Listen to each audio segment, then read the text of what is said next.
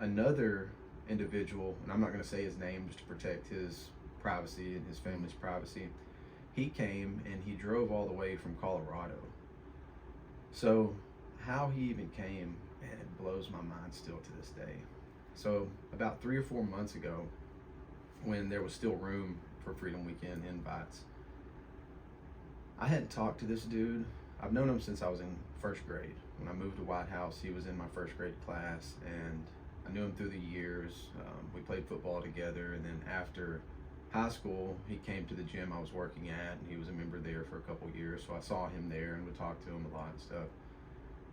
He was actually known as Preacher Man in high school because he would always carry his Bible into the locker room. He would pray over the team. You know, we all kind of thought he was silly or whatever, but God didn't. You know, I think God truly enjoyed him doing that. And after high school, he fell away from the faith some, and you know, just like all of us, a lot of the things that happen in our childhood bubble up later on, especially like in our 20s. We start to really think about, why did these things happen? Why did this happen to me?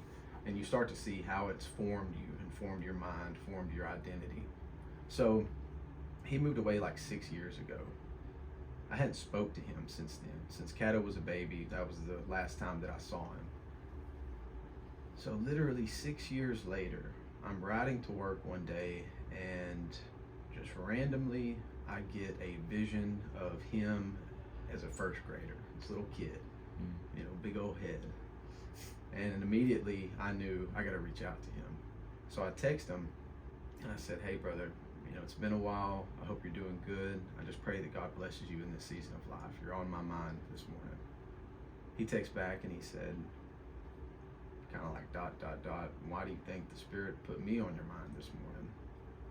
And by this time I was walking into work, literally remember walking through the door, and when I saw that text, just immediately it hit me, and I texted him back and I said, "Generations." I said, "I don't know if that means you're breaking away from something in your generations, or you're changing something for the generations to come." He doesn't have children. Him and his first wife had problems and had a miscarriage and weren't able to have a child. He gets with his second wife and lives with her up in Colorado. So the day that I texted him, I said, "Generations," he called me right after that, and I was already busy with work.